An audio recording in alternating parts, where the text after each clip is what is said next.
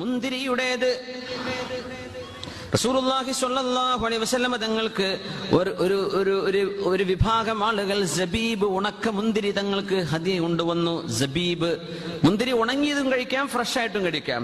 സബീബ് എന്ന് പറയുന്നത് മുന്തിരി ഇനബ് ഉണങ്ങുമ്പോഴാണ് നമ്മൾ സബീബ് എന്ന് പറയാം. ഉണക്ക മുന്തിരി എന്ന് പറയില്ലേ, ഇതിനാണ് സബീബ്. ഫഖാല റസൂലുള്ളാഹി തങ്ങൾ പറഞ്ഞു, ബിസ്മില്ലാഹ്, അല്ലാഹുവേ നിന്റെ പരിശുദ്ധമായ നാമം ഉച്ചരിച്ചുകൊണ്ട് ഞങ്ങൾ കഴിക്കട്ടെ. കുലൂ കുലൂ, നിങ്ങൾ ഭക്ഷിച്ചോളൂ. നിഅമത്തുആമു അസ്സബീബ്, എത്ര നല്ല ഭക്ഷണമാണ് മുന്തിരി എന്ന റസൂലുള്ളാഹി സ്വല്ലല്ലാഹു അലൈഹി വസല്ലം.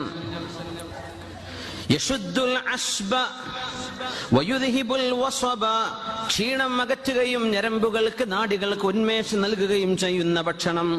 വയുത്ഫിഉൽ ഗളബ, ദേശക്കാരന്റെ ദേഷ്യം കുറഞ്ഞു പോകാൻ സഹായകമാകുന്ന ഭക്ഷണം.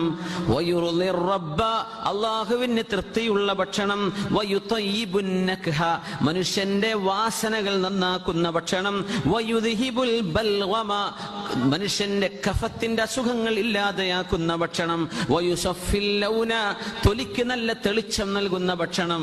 കുലൂ നിഅമത്തുആമി അസ്സബീബ്, നല്ല ഭക്ഷണമാണ് മുന്തിരി. ബിസ്മില്ലാഹി കുലൂ, അല്ലാഹുവിന്റെ നാമം ഉച്ചരിച്ച് ഭക്ഷിച്ചോളൂ എന്ന് പരിശുദ്ധ റസൂലുള്ളാഹി സ്വല്ലല്ലാഹു അലൈഹി വസല്ലം. നിനക്ക് ഗുണങ്ങളുണ്ട്, എന്നാ പിന്നെ ചോറ് ഒഴിവാക്കി മുന്തിരി തിന്നാലോ എന്ന് തോന്നുന്നുണ്ടല്ലേ.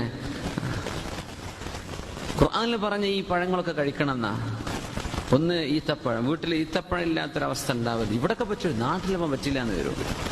ഇവിടെ നിന്നൊക്കെ റൂമിൽ എന്ത് ചെയ്യാം, ഒരൽപ്പം ഈത്തപ്പഴം ഉണ്ടായിരിക്കുക. സബീബ്, ഉണക്ക മുന്തിരി. നമ്മളെ നാട്ടിലെ വിഷടിച്ച് കൊണ്ടുവരുന്ന മുന്തിരിനെ പറ്റിയല്ലേ ഈ പറഞ്ഞ ഹദീസ്.